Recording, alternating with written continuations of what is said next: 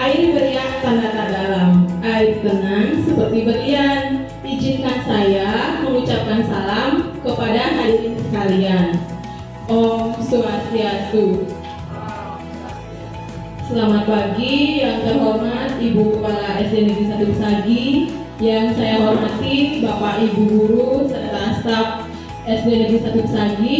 Terima kasih yang sebesar-besarnya saya ucapkan kepada hadirin semua karena telah meluangkan waktunya untuk mengikuti acara diseminasi disiplin positif, di mana ini merupakan salah satu tugas saya dalam mengikuti pendidikan guru penggerak. Sebelum kita memulai acara ini, marilah kita berdoa memanjatkan puji syukur kehadirat Ida Sang Yang Wiwasa, Tuhan Yang Maha Esa. Bapak Ibu dipersilakan untuk berdiri. Marilah kita berdoa agar kegiatan hari ini dapat berjalan dengan lancar. Menurut agama dan kepercayaan masing-masing, berdoa dimulai.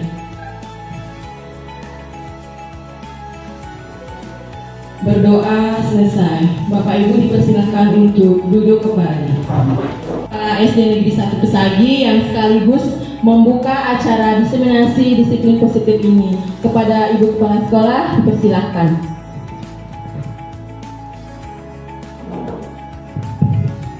Yes, baik. Terima kasih atas waktu dan kesempatannya kepada Bu Lucia Yulandari sebagai CGP, calon guru penggerak angkatan 10 yang saat ini melaksanakan aksi nyata modul 1.4, yaitu diseminasi budaya positif. Baik, sebelumnya yang mengucapkan panjang umat, Om Swastiastu. Assalamualaikum warahmatullahi wabarakatuh. Salam sejahtera untuk kita semua. Baik, senang sekali ya Bapak Ibu, khususnya kita warga SD Negeri 1 Besagi, karena baru kali ini kita berkesempatan untuk mengikuti kegiatan ini. Selain juga kegiatan-kegiatan di komunitas belajar seperti itu, ini adalah merupakan kegiatan dari CGP, calon guru penggerak, yang kebetulan saat ini di angkatan 10 salah satu teman kita, guru kita, yaitu Ibu Lucia Yulandari, bisa mengikuti serangkaian kegiatan dari awal ujian sampai akhirnya dinyatakan lulus sebagai calon guru penggerak. Nah, tentunya nanti yang harapkan ini menjadi inspirasi ataupun motivasi bagi teman-teman yang lain untuk bisa mengikuti kegiatan yang serupa seperti itu. Yang harapkan nanti setelah bulan teman-teman, karena yang yakin ini banyak potensi seperti itu, yang ingin nanti semuanya untuk bisa menjadi guru penggerak. Jadi ini merupakan suatu inovasi, inovasi yang mungkin bisa menginspirasi bagi Bapak Ibu. Karena di pendidikan guru penggerak ini banyak terdapat ilmu-ilmu yang memang sangat bagus kita terapkan di sekolah kita. Baik, pada kesempatan ini sesuai dengan acara dari aksi nyata modul 1.4, yaitu diseminasi tentang disiplin positif, sambutan terkait disiplin positif atau budaya positif. Nah, ini sangat kita perlukan Bapak Ibu, disiplin positif. Nah, ini berhubungan dengan kompetensi sosial emosional kita sebagai seorang pendidik seperti itu. Yang seperti yang kita ketahui, pendidikan di zaman dulu, khususnya dari tenaga kependidikan itu terkadang masih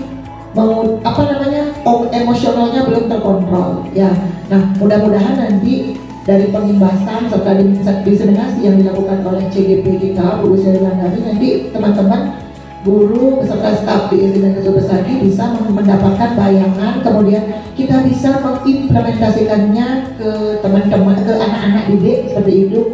Kemudian pertama kita untuk diri sendiri dulu ya, kita untuk diri sendiri, kemudian berinteraksi dengan teman sejawat. Setelah itu kita berinteraksi dengan anak-anak, karena ini merupakan hal yang paling mendukung keberhasilan kita dalam menentukan hasil belajar anak-anak. Ini sangat berpengaruh nanti tentang disiplin positif, itu sangat berpengaruh terhadap keberhasilan kita nanti dalam proses pembelajaran. Nanti muaranya adalah hasil belajar anak-anak seperti itu. Oke, supaya tidak terlalu lama, acaranya seperti itu, waktu juga karena keterbatasan waktu supaya tidak lama yang berbicara di depan. Untuk kegiatan diseminasi budaya positif yang dilaksanakan oleh CGP Angkatan 10 Ibu Lucia Yulandari pada hari ini Selasa hari Senin tanggal 3 Juni 2024 yang selaku Kepala Satuan Pendidikan Distribusi Bagi buka secara resmi.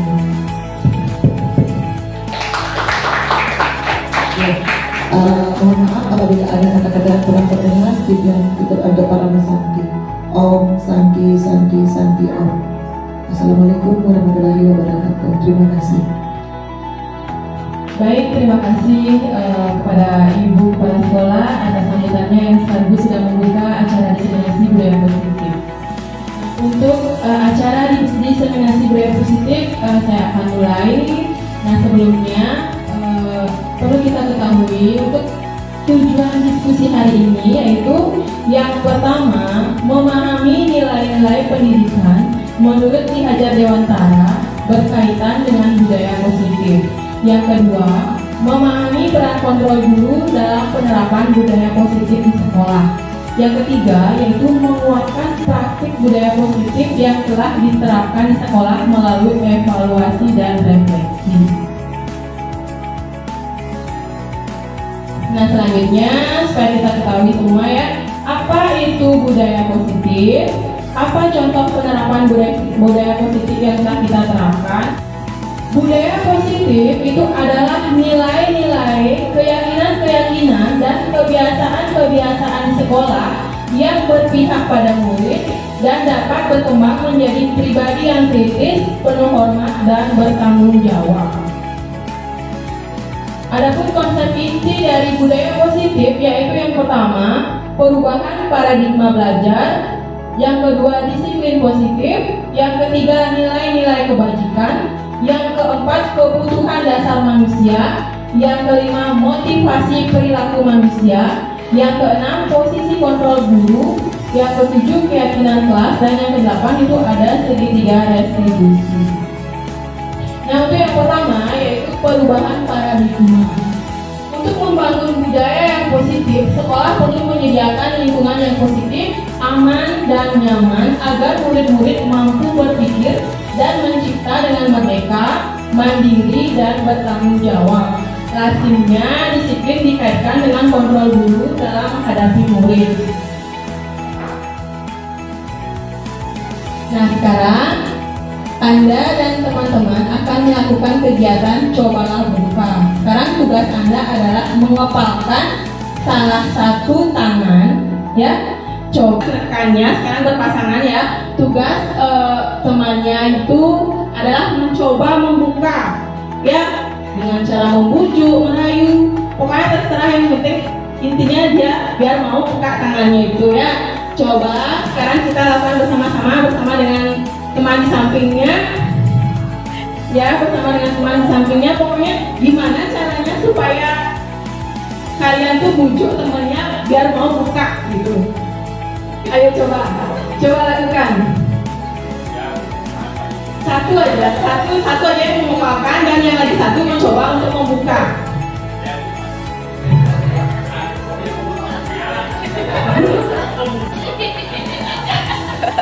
Kita kasih buka perpen ya.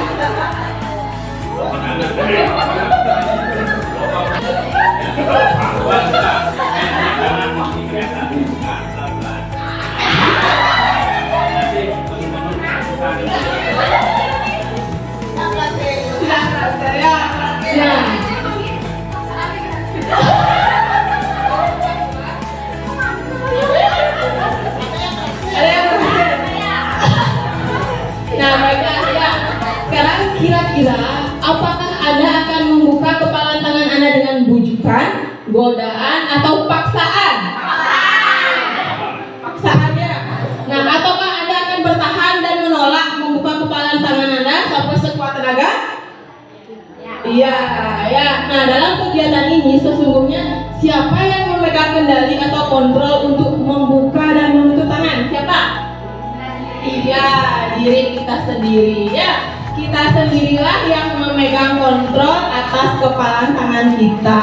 Apakah kita membuka atau menutup kepalan tangan kita itu tergantung pada diri kita masing-masing ya, sesuai dengan kebutuhan dasar ya. Nah sekarang menurut Ki Hajar Dewantara bahwa tujuan pendidikan itu adalah menuntun segala kodrat yang ada pada anak-anak agar mereka dapat mencapai kebahagiaan dan keselamatan yang setinggi-tingginya, baik sebagai manusia maupun sebagai anggota masyarakat. Oleh sebab itu, pendidik itu hanya dapat menuntun tumbuh atau hidupnya kekuatan kodrat yang ada pada anak-anak agar dapat memperbaiki lakunya atau bukan dasarnya hidup dan tumbuhnya kekuatan kodrat anak. Sekarang kita lanjut dengan pembelajaran paradigma baru. Pembelajaran paradigma baru itu merupakan pembelajaran yang dirancang berdasarkan prinsip pembelajaran berdiferensiasi sehingga para peserta didik belajar sesuai dengan kebutuhannya berdasarkan tahap perkembangan sesuai teori psikologi modern yang berorientasi pada penguatan kompetensi dan pengembangan karakter yang sesuai dengan dimensi profil pelajar Pancasila. Kita lanjut dengan disiplin positif. Apa itu disiplin positif? Disiplin berasal dari kata disiplina yang artinya belajar. Disiplin mengacu pada disiplin diri yang memiliki tanggung jawab terhadap apa yang dilakukan berdasarkan nilai-nilai yang diyakini. Disiplin positif merupakan salah satu cara penerapan disiplin yang bertujuan untuk menumbuhkan kesadaran serta memberdayakan peserta didik tanpa imbalan, penghargaan, dan ancaman atau hukuman. Sebagai pendidik, tujuan kita adalah menciptakan peserta didik yang memiliki disiplin diri sehingga mereka berperilaku mengacu pada nilai-nilai kebajikan universal dan memiliki motivasi intrinsik dalam perubahan perilaku ke arah yang lebih baik. Pemikiran Ki Hajar Dewantara dan Diane Gossen. Disiplin sebagai kontrol diri yaitu belajar agar dapat mencapai suatu tujuan mulia. Tujuan mulia di sini mengacu pada nilai-nilai atau prinsip-prinsip mulia yang dianut seseorang yang disebut nilai-nilai kebajikan yang universal. Adapun di sini nilai-nilai kebajikan ya yang disepakati bersama lepas dari suku bangsa, agama, bahasa maupun latar belakang. Untuk profil pelajar Pancasila seperti yang kita sudah ketahui semua itu ada beriman dan bertakwa kepada Tuhan Yang Maha Esa dan berakhlak mulia, berkebinekaan global, gotong royong, mandiri, kreatif, dan bernalar kritis. Dan sesuai dengan IBO Primary Years Program itu ada nilai-nilai kebajikan yaitu toleransi, rasa hormat, integritas, menghargai, mandiri, antusias, empati, keingintahuan, kreativitas, kerjasama, percaya diri, dan komitmen. Lalu nilai-nilai kebajikan itu menurut keterampilan hidup atau life skill yaitu dapat dipercaya, lurus hati, pendengar yang aktif, tidak merendahkan orang lain, dan memberikan yang terbaik dari diri. Nah, adapun teori motivasi perilaku manusia itu yang dari motivasi eksternal itu untuk menghindari ketidaknyamanan atau hukuman, untuk mendapatkan imbalan atau penghargaan dari orang lain. Nah, dari motivasi internalnya yaitu untuk menjadi orang yang mereka inginkan dan menghargai diri sendiri dengan nilai-nilai yang mereka percaya. Di sini untuk menghindari ketidaknyamanan atau hukuman ini adalah tingkat rendah dari motivasi perilaku manusia. Biasanya orang yang memotivasi perilakunya itu untuk menghindari hukuman atau ketidaknyamanan. Akan bertanya apa yang akan terjadi apabila saya tidak melakukannya. Yang kedua, untuk mendapatkan imbalan atau penghargaan dari orang lain. Salah satu tingkat dari motivasi yang pertama di sini, orang berperilaku untuk mendapatkan imbalan atau penghargaan dari orang lain. Orang dengan motivasi ini akan bertanya, apa yang saya dapatkan apabila saya melakukannya? Berarti dia itu ingin mendapatkan imbalan. Next. Untuk menjadi orang yang mereka inginkan dan menghargai diri sendiri dengan nilai-nilai yang mereka percaya. Orang dengan motivasi ini akan bertanya, akan menjadi orang seperti apa apabila saya melakukannya.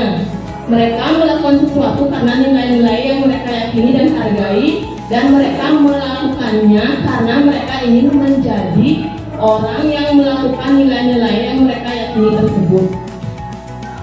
Nah, di sini ada perbedaan antara hukuman, konsekuensi, dan restitusi. Kalau hukuman itu biasanya tidak terencana ya, secara tiba-tiba. Murid tidak tahu apa yang akan terjadi dan dia tidak dilibatkan. Bersifat satu arah, bisa berupa hukuman fisik atau psikis. Kalau konsekuensi itu terencana, disepakati sesuai aturan. Murid tetap dibuat tidak nyaman dan sikap guru selalu memonitor murid. Kalau restitusi itu proses menciptakan kondisi bagi murid untuk memperbaiki kesalahannya, dan proses kolaboratif yang mengajarkan murid untuk mencari sendiri solusinya. Nah, di sini coba Bapak Ibu bedakan ya. Di sini ada tindakan guru, sekarang Bapak Ibu bedakan. Ini termasuk hukuman atau restitusi.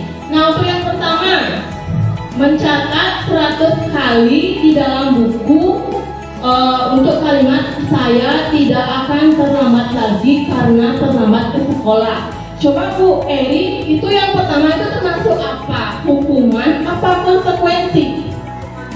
Ya, tepatnya itu yang nomor 1 itu termasuk hukuman ya. Yang kedua, lari mengelilingi lapangan basket 2 kali karena terlambat hadir di sekolah. Bu Dwi, itu termasuk apa? Iya, tepatnya itu juga termasuk hukuman ya, karena dia disuruh lari mengelilingi lapangan basket. Yang ketiga, murid diminta untuk push up 15 kali karena tidak menggunakan masker ke sekolah. Pak Wandi, itu termasuk apa? Iya, tepat, termasuk hukuman ya. Nah, yang keempat, mengganti kertas tugas teman yang telah dicoret-coret. Bu Siniwi, itu termasuk apa? Iya, itu termasuk konsekuensi. Selanjutnya, membersihkan tumpahan air di meja tulis karena tersenggol pada saat belajar. Itu termasuk apa, Pak Putu? Konsekuensi ya. Murid disuruh untuk mengenakan sepatu seharian sekolah karena tidak mengenakan sepatu hitam. Itu termasuk apa? Bu Eri? Hukuman ya. Dan yang terakhir, lari mengelilingi lapangan basket 2 kali karena terlambat 10 menit untuk pelajaran PJOK. Bu Eka, ini termasuk apa? Hukuman ya. Berarti Bapak Ibu sudah bisa membedakan ya, yang mana termasuk hukuman, yang mana termasuk konsekuensi. Nah, di sini ada dihukum oleh penghargaan. Bahwa penghargaan itu berlaku sama dengan hukuman. Dalam artian meminta atau membujuk seseorang untuk melakukan sesuatu untuk memenuhi suatu tujuan tertentu dari orang yang meminta atau membujuk. Nah, misalnya kita nyuruh murid untuk melakukan sesuatu. Nanti kita memberikan murid tersebut imbalan. Nah, itu sebenarnya tidak bagusnya, tidak dianjurkannya, karena ada beberapa dampak dari pemberian penghargaan. Yang pertama itu ada pengaruh jangka pendek dan jangka panjang. Yang kedua adalah penghargaan menghukum. Yang ketiga adalah penghargaan mengurangi ketepatan. Selanjutnya penghargaan tidak efektif, penghargaan merusak hubungan, penghargaan menurunkan kualitas, dan penghargaan mematikan kreativitas, serta penghargaan mengurangi motivasi intrinsik. Nah, ada beberapa pertanyaan pemantik ya, setuju atau tidak setuju.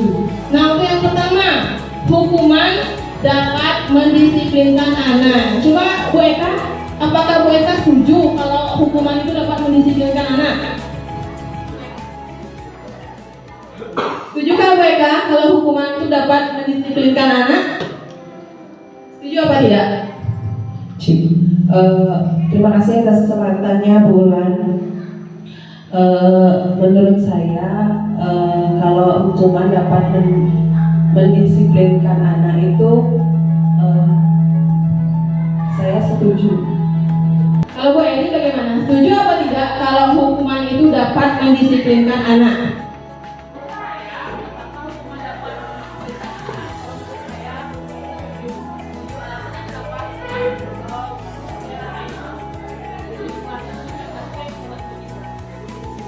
Kalau menurut Bu Dwi bagaimana? Hukuman itu dapat mendisiplinkan anak. Setuju apa tidak? Setuju. Iya.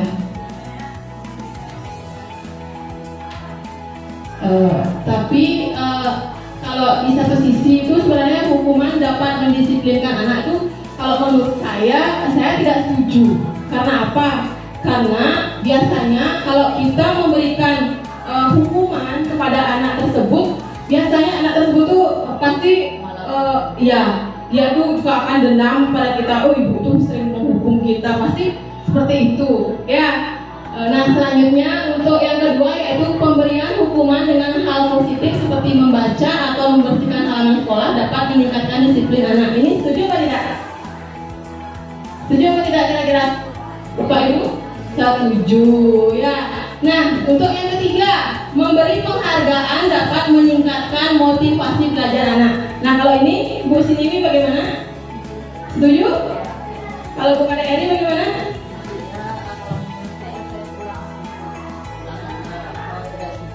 Karena kalau kita memberikan penghargaan itu belum tentu meningkatkan motivasi belajar anak. Hanya pada saat kita memberikan penghargaan, dia berpikir, oh ibu ini akan ngasih saya ini untuk saya belajar. Mungkin di yang lain dia, oh ibu ini nggak ngasih saya penghargaan, nggak ada saya mengajar gitu. Kan bisa saja seperti itu. Itu menurut Ya, saya juga sependapat dengan Bu Kade Eri ya, memberi penghargaan itu dapat meningkatkan motivasi belajar anak. Saya kurang setuju ya, karena dia itu akan ketergantungan ya. Misalnya kita ngasih dia hadiah gitu misalnya, kalau guru lain tidak, nanti pasti dia akan kembali malas ya. Ini untuk jangka pendeknya seperti ini ya. Kebutuhan dasar manusia. Kebutuhan dasar manusia adalah segala sesuatu yang kita lakukan untuk mendapatkan apa yang kita inginkan. Seluruh tindakan yang kita lakukan itu memiliki tujuan tertentu dan semua usaha terbaik yang kita lakukan adalah dalam rangka agar kebutuhan dasar kita terpenuhi dengan baik. Ada lima kebutuhan dasar manusia. Yang pertama itu kebutuhan dasar untuk bertahan hidup. Ya, di sini contohnya adalah ada makanan, pakaian, tempat tinggal, keamanan dan kesehatan. Yang kedua itu adalah kasih sayang dan rasa diterima. Rasa diterima, dipedulikan, berbagi, kerjasama, menjadi bagian dalam kelompok. Untuk yang ketiga yaitu penguasaan. Di sini itu mencakup harga diri, keinginan untuk dianggap, memimpin, berprestasi, diakui dan didengar. Yang keempat itu adalah kebebasan. Di sini kebebasan itu mencakup mandiri, memiliki pilihan, bebas untuk mencoba hal baru, mampu mengendalikan arah dirinya. Dan yang terakhir itu adalah kesenangan. Ya, bisa dengan bermain, humor, antusiasme maupun tertawa. Nah, di sini ada sebuah kasus ya. Ibu Ani, guru kelas 5 di SD Pelita Hati sedang bingung menghadapi ulah salah satu murid di kelasnya yang bernama Aming. Beberapa anak tak datang dan mengeluh.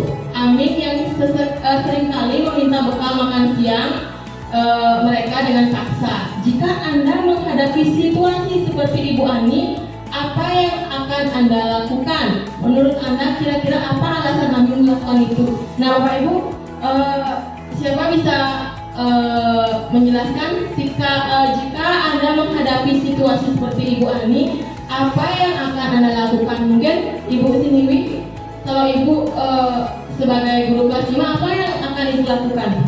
Terima kasih atas waktunya. Hal yang akan saya lakukan untuk menyelesaikan masalah Aming karena dia sering meminta paksa makanan teman-temannya. Kita ajak dalam satu kelas untuk duduk bersama, memecahkan masalah. Jangan mengecilkan Aming, karena Aming mungkin kurang diperhatikan oleh orang tuanya, tidak membawa bekal. Kita ajak duduk bersama di bawah, kita menyelesaikan masalah dengan secara kekeluargaan, kita musyawarah, kita memberikan teman-temannya yang lain untuk memberikan masukan bagaimana caranya menyelesaikan masalah Aming, dengan cara berbagi juga bisa. Berbagi, karena dengan berbagi kita mengenal saling memberi teman, menghargai teman, menghormati, jangan melecehkan atau meremehkan teman yang tidak mampu. Ya, baik, terima kasih untuk Ibu Siniwi ya. Tepuk tangan dulu. Ya, next. Nah, di sini ya dalam konteks penerapan disiplin positif ya Ibu Ani itu seharusnya mencari tahu dulu alasannya Aming ya, mengapa dia melakukan hal itu. Nah, bisa jadi Aming lapar karena orang tuanya tidak membawakannya bekal makan siang ya, itu termasuk kebutuhan bertahan hidup ya. Yang kedua, apabila jawaban Aming karena ia senang temannya memperhatikan dia, itu adalah kebutuhan akan cinta dan kasih sayang ya, kebutuhan untuk diterima. Dan apabila jawaban Aming dia merasa hebat karena temannya jadi takut dan menuruti keinginannya, itu adalah kebutuhan penguasaan. Akhirnya dia berkuasa, dia itu Aming ya, itu pengakuan atas kemampuan. Nah, selanjutnya apabila jawaban Aming karena dia merasa bosan dengan bekal yang dibawakan oleh ibunya, itu saja bekalnya. Nah, itu termasuk kebutuhan kebebasan. Dan yang terakhir, apabila jawaban Aming adalah karena iseng saja dan dia menikmati ekspresi wajah temannya yang kesal, itu adalah kebutuhan kesenangan ya. Next. Dan sini selanjutnya yaitu tentang dunia berkualitas. Dunia berkualitas adalah tempat khusus dalam pikiran ya, tempat Anda menyimpan gambaran representasi dari semua yang Anda inginkan. Bisa berisi orang-orang, hal-hal dan apa saja yang terbaik dalam hidup Anda, dan membuat Anda merasa bahagia dan terpenuhi kebutuhan dasar Anda. Kebutuhan dasar bersifat lebih umum dan universal, sedangkan dunia berkualitas lebih unik dan personal. Nah, sekarang saya akan memberikan ibu-ibu untuk menjawab. Nah, kira-kira untuk ibu kepala sekolah ya, siapakah orang yang paling penting dalam hidup Anda? Kalau untuk ibu kepala sekolah, siapa orang yang paling penting? Ya, keluarga ya. Mungkin kebanyakan ya, orang yang paling penting dalam hidup kita adalah keluarga ya. Terus nilai-nilai kebajikan apa yang terpenting dalam hidup Anda? Kira-kira nilai apa yang terpenting? Nilai kebajikan apa? Toleransi ya, lagi kejujuran ya, kepercayaan, saling menghargai ya, itu termasuk nilai kebajikan. Kalau Anda menjadi orang ideal, karakter atau sifat Anda yang paling Anda inginkan pada diri Anda? Jujur ya. Apa pencapaian Anda yang Anda sangat banggakan? Misalnya apa? Ya, karir, ya, pencapaian ya. Apa pekerjaan ideal bagi Anda? Sudah tentunya guru, ya, karena kita menjadi seorang guru. Ceritakan perjalanan hidup Anda di mana Anda merasa itulah titik puncak hidup Anda. Mungkin siapa bisa bercerita perjalanan hidup di mana Anda merasa itulah titik puncak hidup Anda? Apa ya? Titik puncaknya sudah lulus P3K ya, sudah titik puncak itu ya. Nah, apa yang paling bermakna dalam hidup Anda? Banyak punya teman. Iya, banyak punya teman. Lagi? Apa yang paling bermakna? Bisa saling membantu. Bisa saling membantu. Ya, banyak mungkin ya yang paling bermakna di hidupnya. Tidak bosan, kita ice breaking dulu ya. Silakan semuanya berdiri. Iya. Oke, kalau saya bilang 1, nanti itu artinya yes. Kalau saya bilang 2 itu oke. Kalau saya bilang 3 itu adalah mantap. Kalau saya bilang 4 luar biasa. Sudah ngerti? Sudah. Kita coba dulu ya. 1 yes. 2 oke. 3 mantap. 4 luar biasa. 3 mantap. 2 oke. 4 luar biasa. 1 yes. 4 luar biasa. 3 mantap. Iya, terima kasih. Silakan duduk kembali. Nah, untuk materi yang selanjutnya yaitu keyakinan kelas. Next. Apa itu keyakinan kelas? Keyakinan kelas merupakan salah satu disiplin positif yang dapat diterapkan dalam membangun budaya positif di sekolah. Keyakinan kelas dibuat secara bersama-sama dengan seluruh siswa ya, yang mempunyai nilai-nilai kebajikan yang dapat dipercaya. Dengan adanya sebuah keyakinan kelas diharapkan dapat mewujudkan tujuan dari pendidikan yang berorientasi pada profil pelajar Pancasila. Next. Adapun tujuan dari keyakinan kelas itu yang pertama adalah menciptakan pembelajaran yang berpusat pada murid. Yang kedua, memunculkan ketertiban murid dalam menentukan kelas yang diimpikan, sehingga murid lebih bertanggung jawab atas keputusan yang dibuat bersama. Terus yang ketiga itu adalah menumbuhkan komunikasi efektif antara guru dan murid. Yang keempat adalah mewujudkan tujuan pendidikan yang berorientasi pada profil pelajar Pancasila. Nah, adapun langkah-langkah untuk menentukan keyakinan kelas itu adalah yang pertama, guru menjelaskan konsep keyakinan kelas kepada murid. Konsep seperti apa yang kita inginkan, kita jelaskan dulu kepada murid. Yang kedua, semua murid di kelas bercurah pendapat tentang keyakinan kelas yang diinginkan. Yang ketiga, guru meminta murid untuk menuliskan satu keyakinan kelas yang diinginkan pada kertas post-it yang sudah dibagikan oleh guru. Murid lalu menempelkan kertas post-it di papan tulis.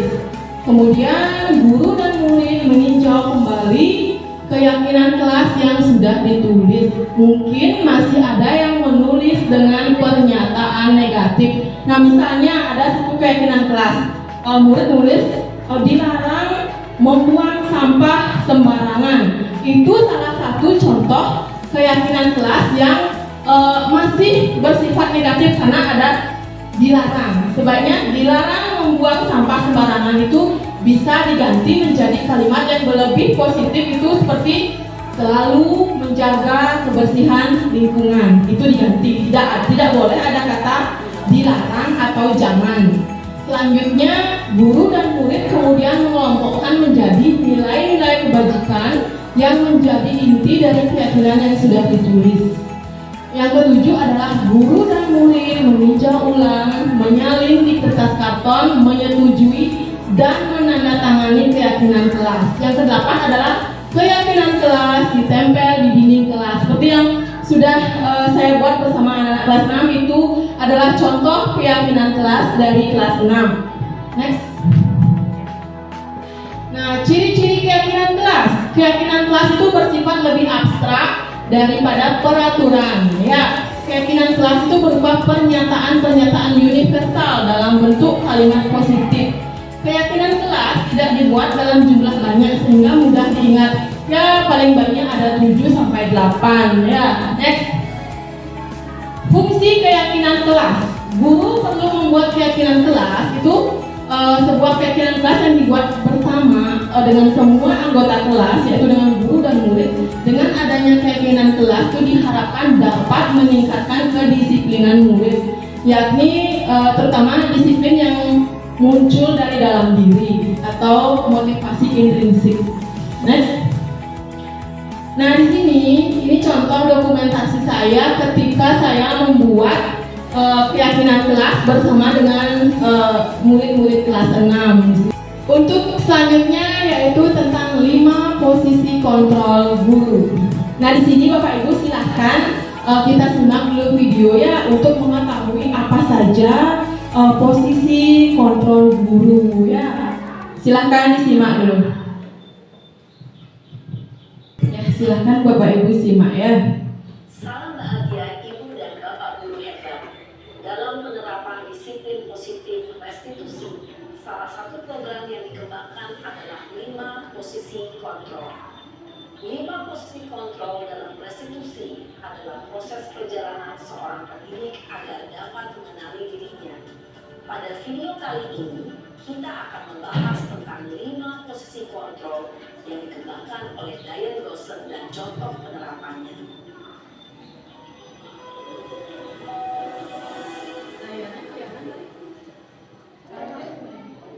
Posisi kontrol itu adalah 1. Posisi penghukum, 2. Posisi pembuat merasa bersalah, 3. Posisi teman, 4. Posisi pemantau atau monitor, dan 5. Posisi manajer. Untuk lebih memahami kelima posisi tersebut, mari kita saksikan kasus Naren yang terlambat hadir 20 menit di sekolah dan melihat bagaimana kelima posisi kontrol dalam menghadapi masalah tersebut.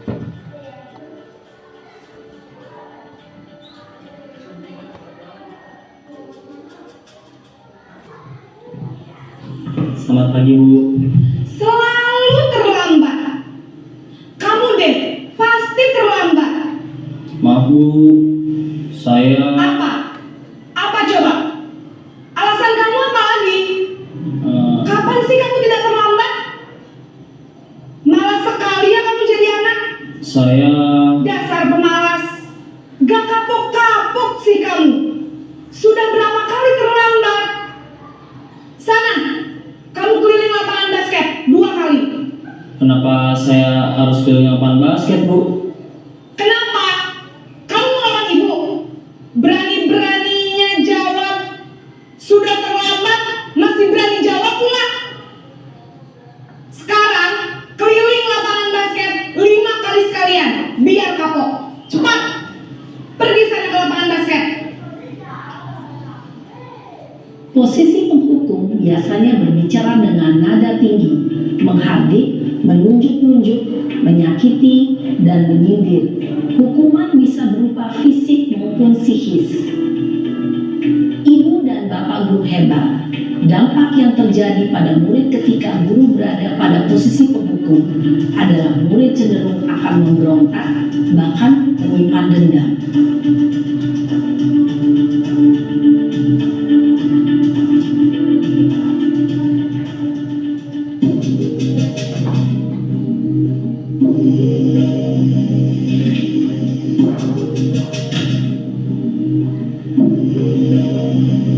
Naren!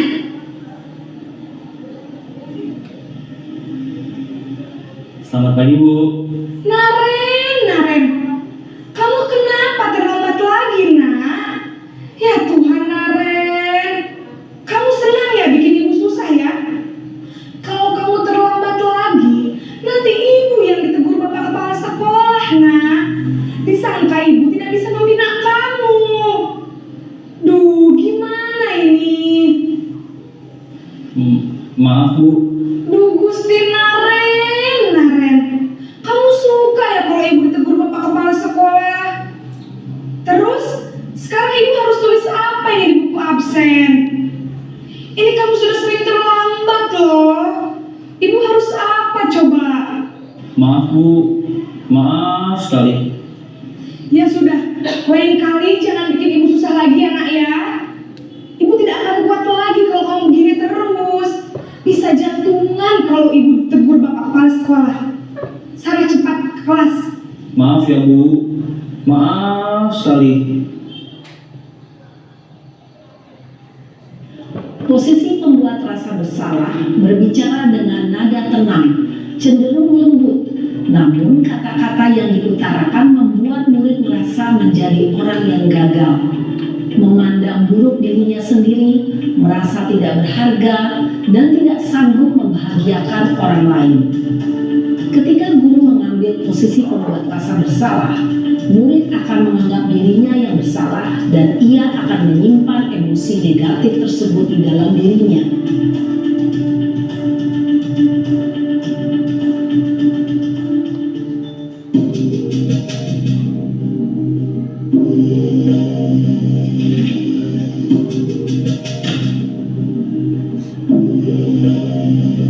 Naren,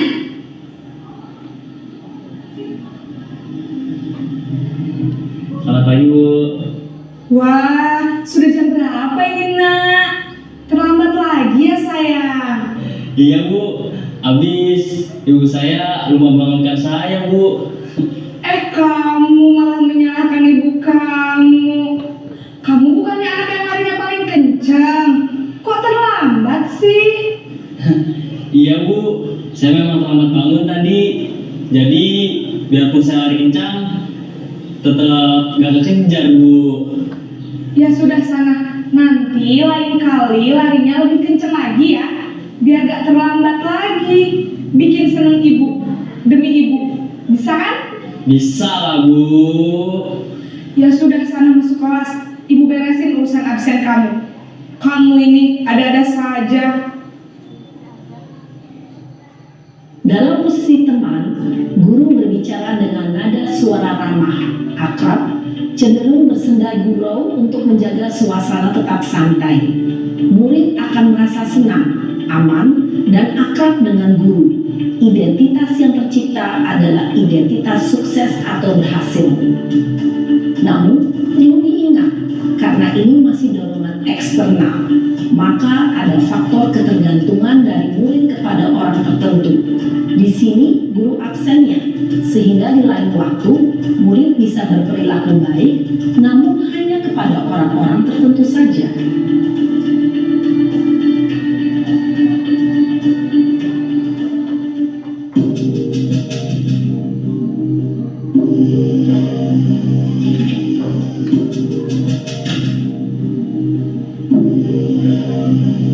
Naren,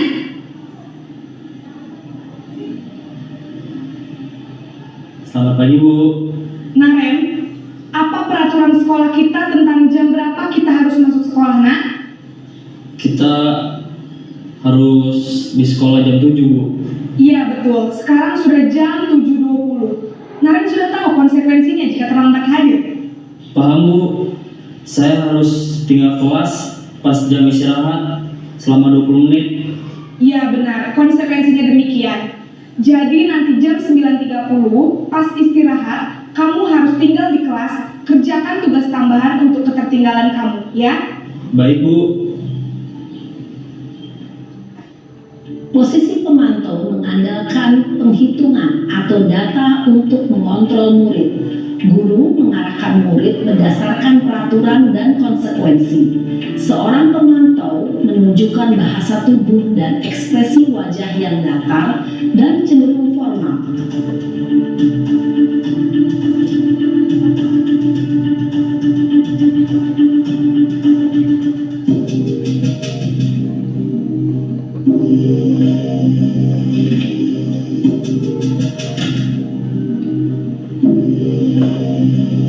Naren,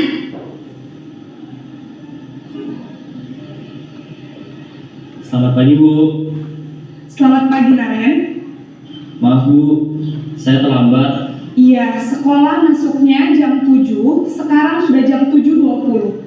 Jadi sekarang bagaimana ini Naren? Maaf, Bu. Saya lupa setel alarm saya semalam. Baiklah, menurut kamu, keyakinan sekolah yang mana yang perlu kamu tingkatkan? Menghargai diri sendiri dan orang lain mungkin, ya, Bu. Setuju. Jadi, apakah Naren meyakini prinsip saling menghormati tersebut? Iya, Bu. Saya meyakininya. Apakah Naren bersedia memperbaiki masalah keterlambatan ini? Bersedia, Bu. Bagaimana kamu akan perbaiki masalah keterlambatan ini? Saya akan coba untuk tidak lupa menyetel alarm saya, Bu. Baik, kalau Naren lupa menyetel alarm di rumah, ada orang yang kira-kira bisa bantu mengingatkan tidak? Ada Bu, kakak saya, Kak Emma. Ada lagi selain Kak Emma? Selain Kak Emma, ada ibu saya. Baik, jadi yang mengingatkan Naren adalah Kak Emma dan ibu kamu ya? Kira-kira akan mulai setel alarm kapan nih Naren? Setelah pulang sekolah, akan segera saya lakukan. Baik, jadi Naren akan setel alarm untuk bangun besok pagi dan akan diingatkan oleh kakak dan ibunda Naren ya. Ada lagi yang mungkin perlu dilakukan Naren agar tidak terlambat bangun lagi? Tidak ada Bu. Baik Naren, terima kasih untuk kerjasama kamu. Sekarang kamu perlu kembali ke kelas untuk belajar. Baik Bu, terima kasih.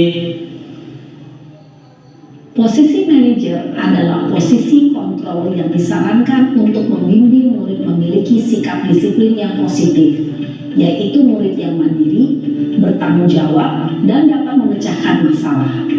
Tujuan dari posisi ini adalah agar murid dapat berefleksi atas tindakannya. Guru akan dengan tulus memberikan pertanyaan-pertanyaan bermakna, sehingga membuat murid dapat belajar dari kesalahannya dan mencari sebuah solusi untuk menyelesaikannya. Nah, itu tadi 5 posisi kontrol ya yang dimiliki oleh guru. Nah, kira-kira Bapak Ibu ada di posisi yang mana? Kebanyakan saat ini di posisi yang mana? Kebanyakan penghukum ya, pasti kalau ada murid terlambat, kenapa kamu terlambat? Pasti seperti itu ya. Nah, sekarang setelah menyimak 5 video tadi tentang 5 posisi kontrol, itu yang pertama ada posisi penghukum, yang kedua ada posisi apa tadi?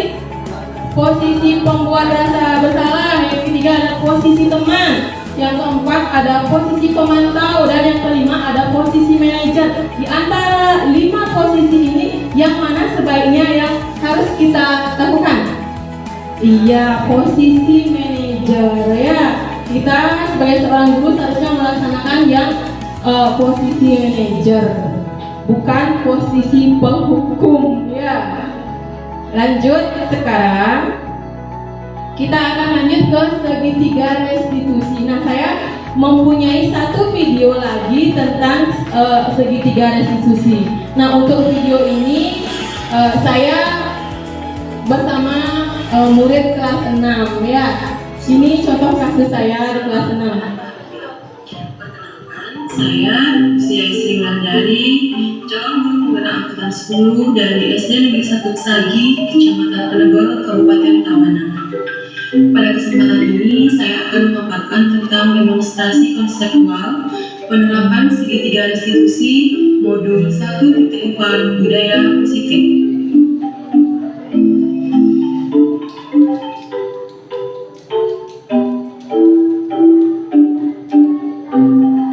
Segitiga restitusi merupakan suatu proses dialog yang dijalankan oleh guru atau orang tua agar dapat menghasilkan murid yang mandiri dan bertanggung jawab.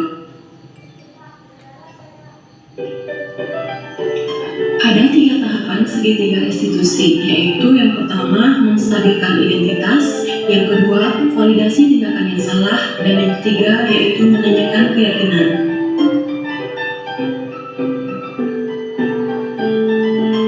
Pada tahap menstabilkan identitas, dilakukan berdasarkan prinsip membuat kesalahan adalah bagian dari proses pembelajaran, yang nantinya akan menggeser identitas gagal ke identitas sukses.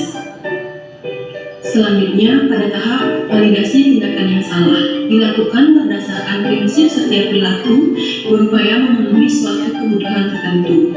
Guru akan bergeser dari pemikiran stimulus respon menjadi proaktif, sehingga mengenali dan mengakui kebutuhan murid akan memperbaiki hubungan dengan murid. Yang terakhir yaitu tahap menanyakan keyakinan. Murid akan diberi pertanyaan-pertanyaan bermakna untuk memunculkan motivasi secara intrinsik, sehingga mampu mengaitkan keyakinannya dengan tindakan yang salah. Skenario kasus pertama. Tari tidak terima pekerjaannya selalu dicontek oleh temannya. Tidak hanya sekali temannya mencontek pekerjaan Tari, tetapi sudah berkali-kali. Karena merasa kesal dan tidak bisa menahan emosi, kemudian Tari marah sampai memukul meja. kejadian ini didengar oleh wali kelas. Kemudian Tali dipanggil untuk menghadap. Skenario kasus 2. Bagus merupakan salah satu siswa berbakat di kelas. Dia juga terbilang aktif dalam kegiatan di sekolah. Suatu ketika, Bagus terlambat datang ke sekolah, bukan hanya sekali, melainkan berturut-turut terlambat datang ke sekolah. Bagus juga sering kelihatan ngantuk saat mengikuti pembelajaran.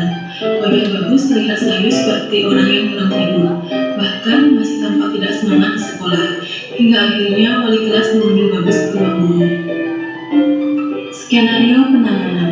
Adapun tahap-tahap dari skenario penanganan yaitu melakukan pemanggilan terhadap murid, melakukan penanganan dengan menerapkan segitiga restitusi, menstabilkan identitas dengan mengajak murid untuk mengungkap berbagai latar belakang dan alasan terhadap permasalahannya, memvalidasi atas kesalahan dan tindakan yang dilakukan oleh murid, menggali keyakinan positif yang harus ditingkatkan murid terhadap tindakannya, dan menuntun murid untuk menemukan penyelesaian atas kesalahannya sehingga muncul motivasi intrinsik dari murid untuk melakukan perbaikan diri.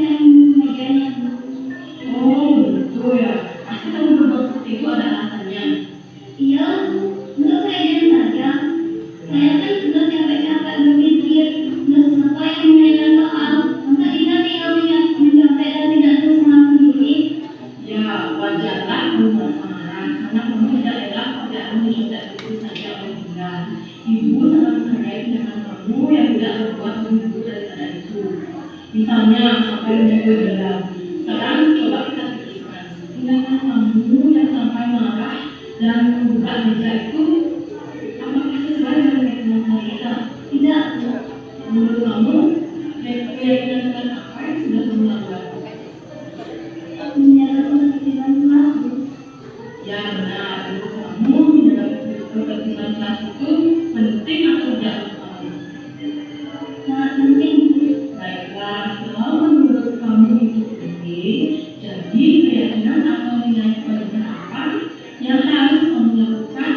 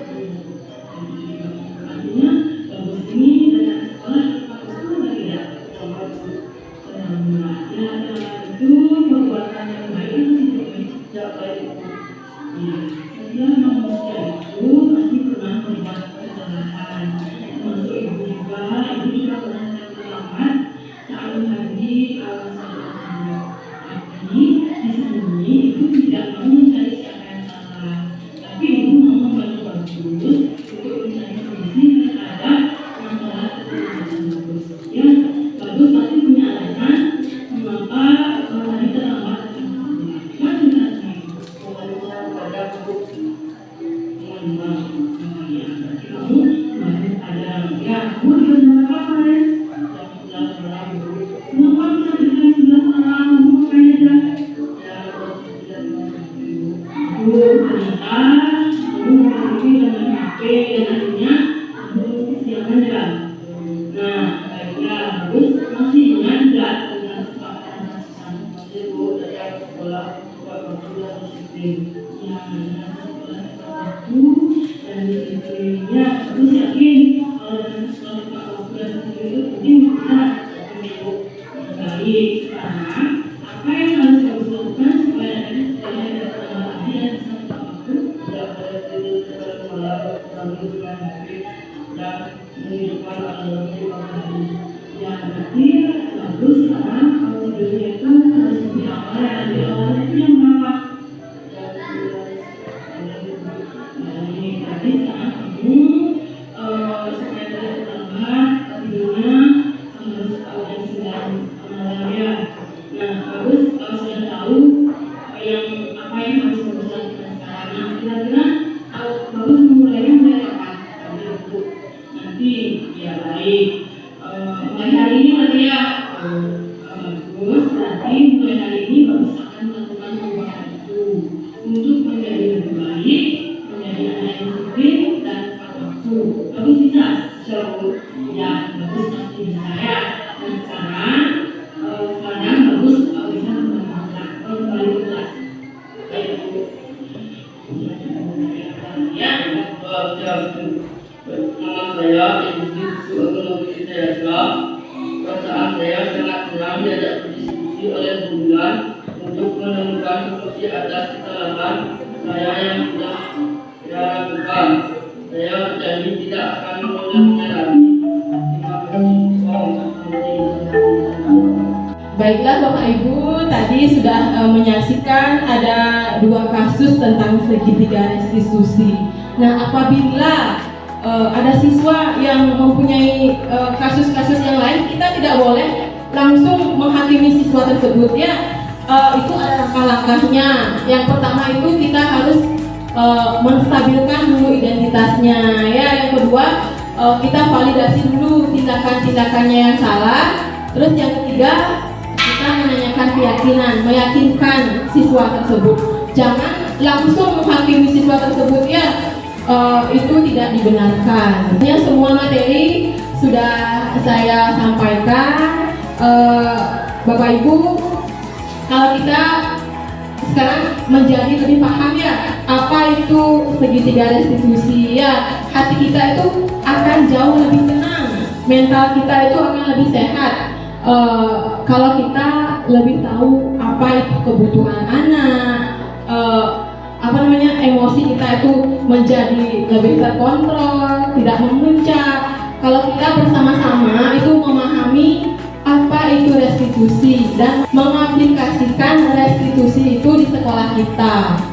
Nah Bapak Ibu, untuk mewujudkan budaya positif itu tidak mudah ya, tidak mudah. Itu semua butuh proses yang melibatkan berbagai pihak. Tidak bisa kita sendiri itu mengambilnya ya. Nah kita harus bersama-sama mewujudkan. Nah sekarang marilah kita bersama-sama bergandeng tangan, saling mendukung dan saling berkolaborasi untuk mewujudkan budaya positif di lingkungan sekolah ya, demi anak didik kita, demi bangsa kita. Kita itu harus melakukan semuanya itu dengan ikhlas ya dan penuh semangat. Kita itu bersama-sama memposisikan diri, bersama-sama saling belajar, saling memahami kebutuhan dasar peserta didik kita. Mudah-mudahan usaha kita untuk berproses menjadi lebih baik lagi dapat membawa dampak untuk kita semua ya. Demikian Bapak Ibu pemaparan materi saya tentang budaya positif. Sekali lagi saya mengucapkan terima kasih yang tak terhingga kepada Bapak Ibu karena sudah berkenan hadir untuk mengikuti acara ini. Mudah-mudahan acara ini dapat membawa manfaat untuk kita semua. Bu Dwi pergi ke Taman Mini. Jangan lupa pulang membawa bingkisan. Demikianlah acara hari ini. Terima kasih dan semoga berkesan. Saya tutup acara hari ini dengan Paramo Santi. Om Santi, Santi, Santi, Om. Om Swastiastu. Saya Nimade Eri Nataliani, guru agama Hindu di SD Negeri 1 Pesagi. Perasaan saya setelah mengikuti diseminasi disiplin positif, yaitu sangat antusias dan sangat senang karena sangat memberikan motivasi kepada guru-guru tentang budaya positif, dan semoga kedepannya kami bisa menerapkan di dalam kegiatan pembelajaran. Terima kasih. Om Santi, Santi, Santi. Om Swastiastu. Perkenalkan, nama saya Ibu Sulu Ketut Siniwi. Saya guru kelas di kelas 1 SD Negeri 1 Pesagi. Setelah mengikuti pengimbasan budaya positif, kami sangat banyak mendapatkan ilmu baru tentang bagaimana cara mendidik anak, bagaimana cara memberikan respon, hukuman kepada anak itu. Ternyata banyak sekali ilmu baru, tidak seperti yang biasanya dilakukan. Setelah mengikuti pengimbasan ini, saya sangat senang dan berterima kasih. Om Santi, Santi, Santi.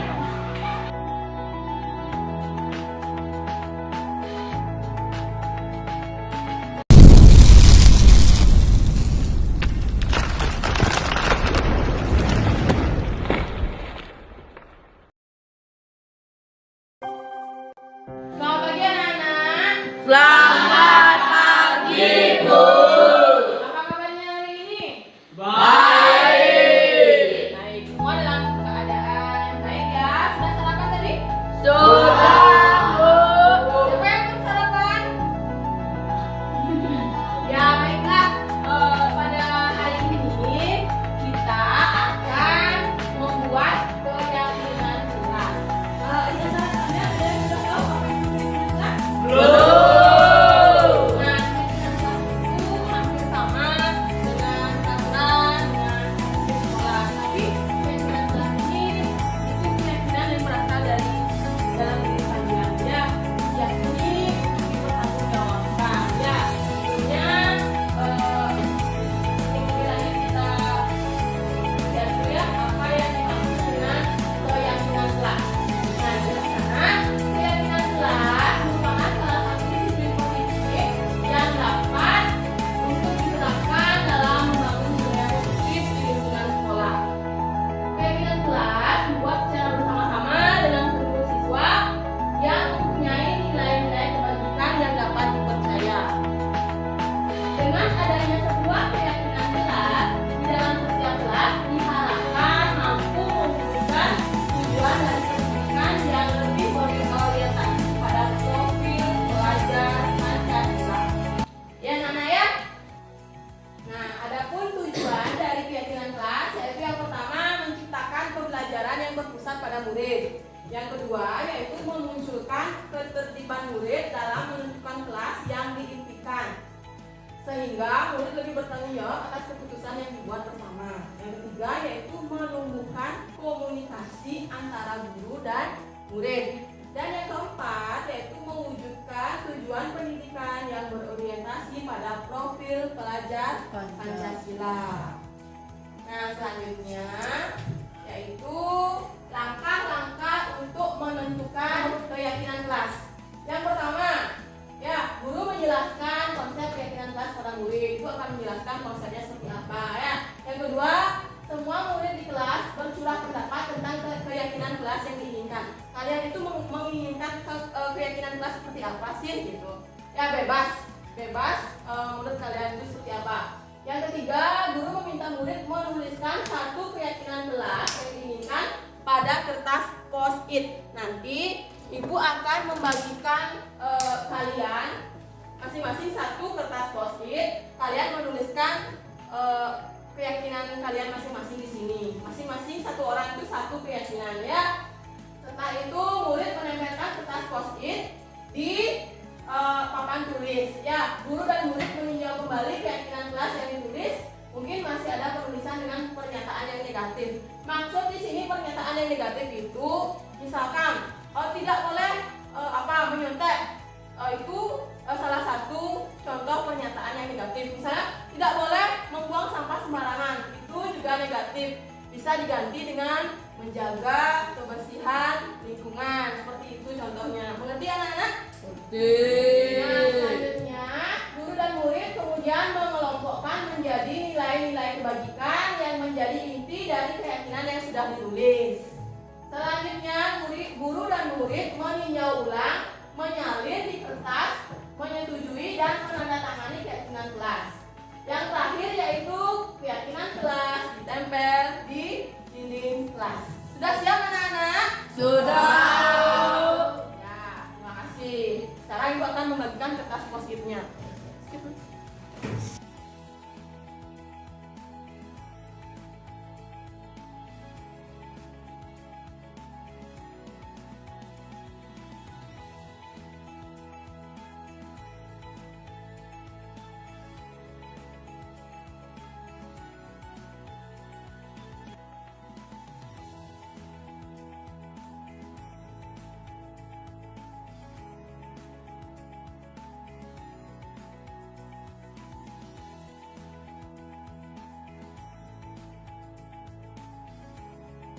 Oke, silahkan anak-anak ke depan menempelkan kertas post-it-nya. Ayo lanjut, dilanjutkan. Kita bergiliran.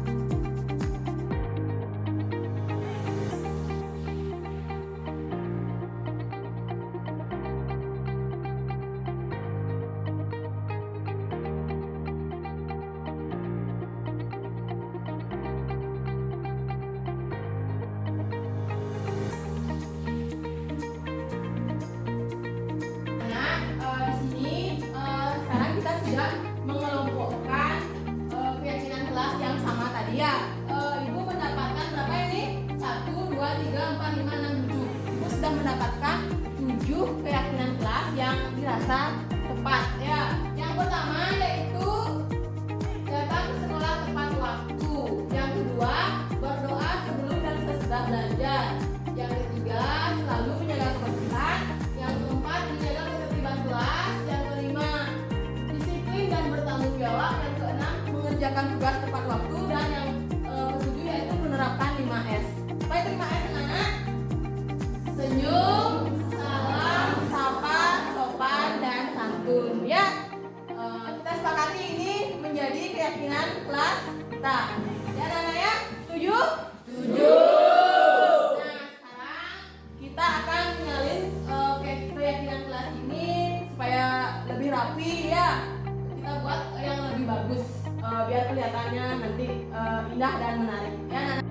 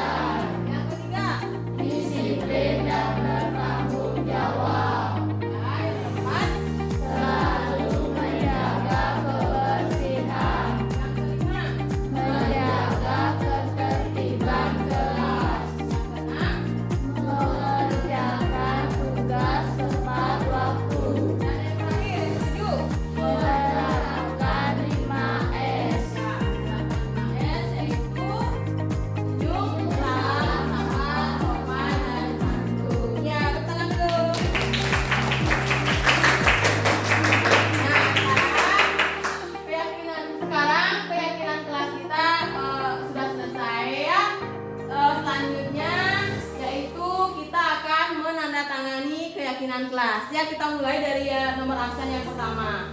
Ya, silahkan untuk nomor absen yang pertama silahkan ke depan untuk menandatangani keyakinan kelasnya.